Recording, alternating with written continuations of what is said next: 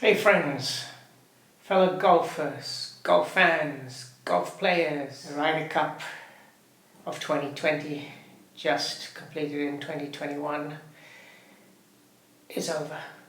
What a phenomenal performance by the American team. Outstanding golf, raising their game, playing not only to their full potential but even beyond that. Brave try by the Europeans, and especially some outstanding performances also from the likes of Jon Rahm, for example.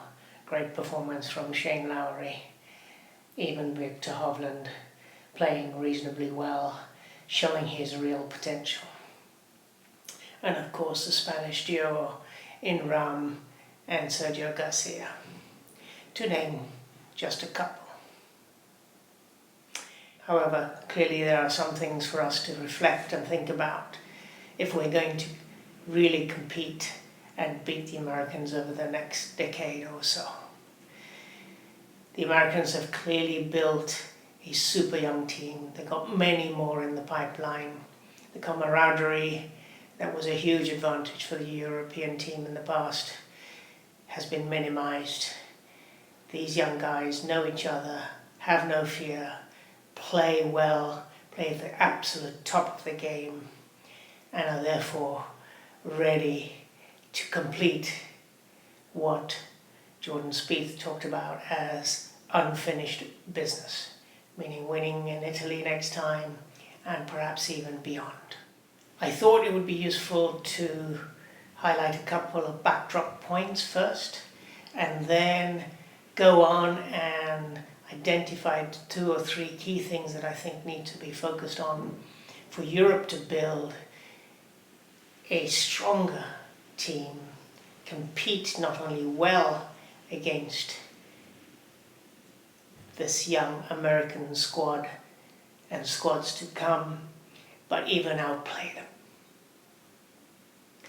And then identify a few possible directions of how, building on some points that McGinley made towards the end of the Ryder Cup in Whistling Straits, which I concur with, and he discussed some of it with Butch Harmon over the video conference, and David Howell also referred to a couple of useful points subsequently. First, I don't want to criticize or second guess Padraig Harrington and his team, because they all gave their all. And given the nature of the squad and potential picks, I don't think the result would have been significantly different, even if you had changed a little bit of the order, a little bit of the pairings, picked 1 or 2 other different people. I think that time has a little bit caught up with us, and clearly we went with what we thought was experience over youth, less picks over more picks, with that in mind. However, we've reached, I believe, an impasse. We need to build the future middle, and we need to build a strong pipeline and a strong group of young people to take on the top-rated and ranked young Americans. Essentially, we need to raise the quality of our game, be even better prepared than the Americans, not over-prepared, but better prepared. And we need to build for the next decade and longer. I refer not only to the talent and the quality, but also to the captaincy and the expertise we draw in to the European Ryder Cup. Given that the European Ryder Cup is so important for the European Tour, given the closer joined-upness with the PGA Tour that is beginning to happen, including the recognition of the Scottish Open as one of the key venues, there's a real opportunity, I believe, to achieve all of this. Whether we can do it in time for Italy, I'm not so sure, but certainly we should be looking well beyond that. We also, I believe, need to raise the standard of the game and the quality of performance of our stars in Europe, including and especially for the short game and putting in particular. Clearly in this sort of competition, it comes down to a putting contest. And when it came to that putting contest, there was no comparison between the two sides.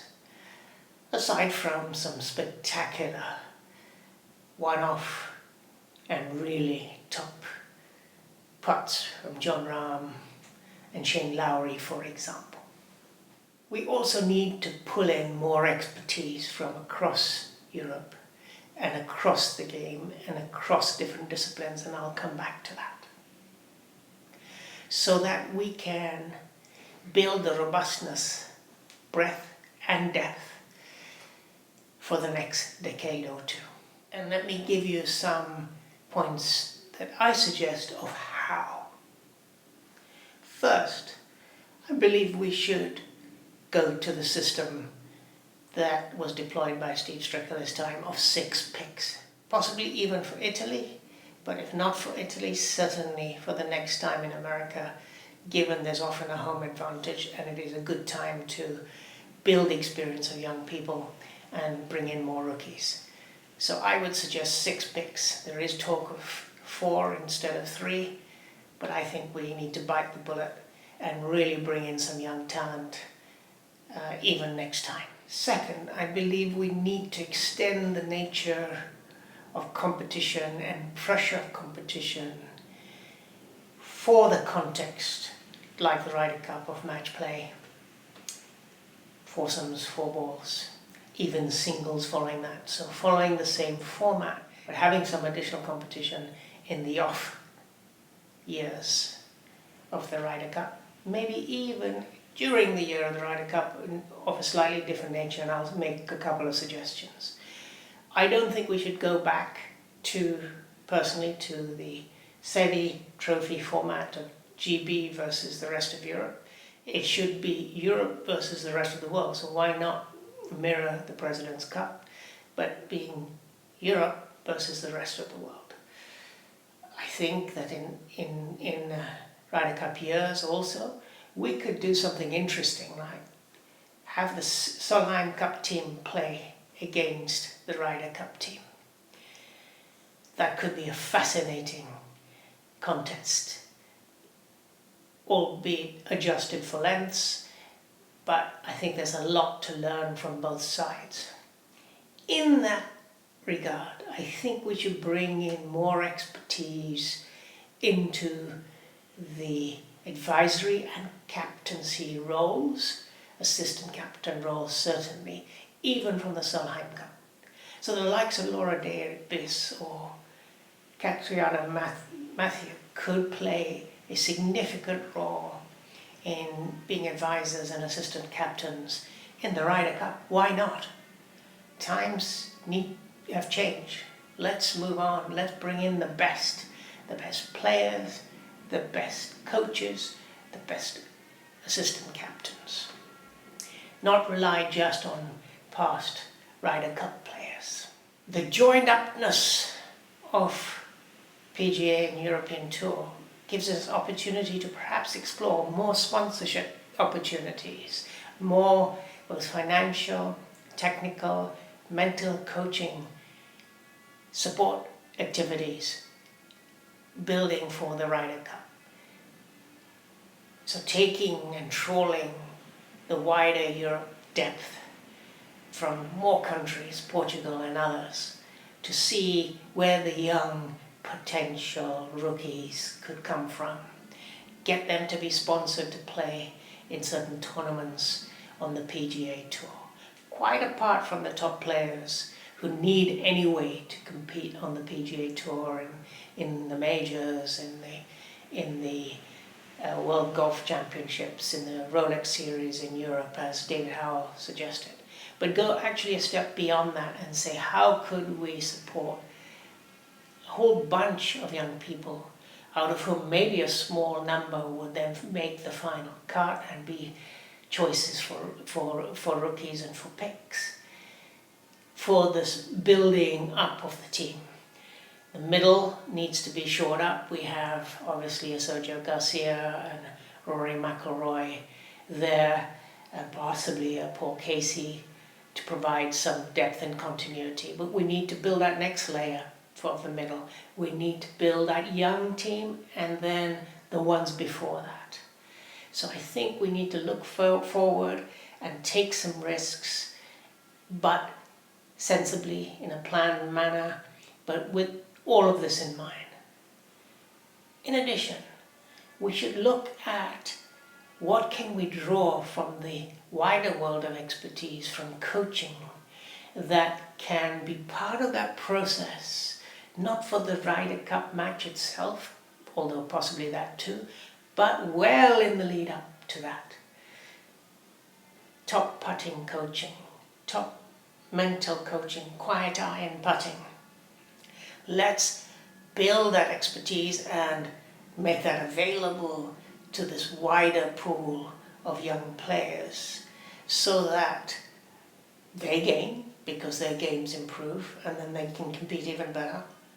But they then are well ready from a quality and performance standpoint to really take on the next decade or two of the pipeline and current squad of the young American team who fear nothing, who perform at the top level. We need to build that depth of pool, not just hope that the tour turns up some great players, but actually have a much more systematic planning about it. That also means enabling some young under 20-year-olds and 20-year-olds to compete in the US, to compete at the top level, to compete in amateur tournaments, to compete in short game tournaments, to compete in putting tournaments. I think we should create some professional, in Europe, some professional putting tournaments, some professional short game tournaments, and this is where pairing up with the LPGA or LET in Europe could be very valuable. Why not create some mixed matches of par 3 tournaments on a regular basis, and putting tournaments, sponsored, prize money, trophies, using the style of Ryder Cup pressure and Solheim Cup pressure. It'll help both elements. Why not be creative around that and really enhance that, especially for the reasons I outlined earlier of the short game and putting being so critical in match play. And finally, to retouch on a key point I made, I think some strong mental coaching of that wider pool of maybe 50 players, potential players, whether they're being sponsored to go to the US, whether they're showing the potential in one or other of these tournaments I referred to, could be really critical. So not just before the Ryder Cup to help sharpen them in those areas, but actually to help them in their entire development. My thoughts are that if we envelop a toolkit that contains several of these elements, and perhaps more that some of you might suggest, Europe could not only perform fantastically, win multiple tournaments, including on US soil, but really be able to compete well and even be better prepared than this young American squad and the pipeline to come.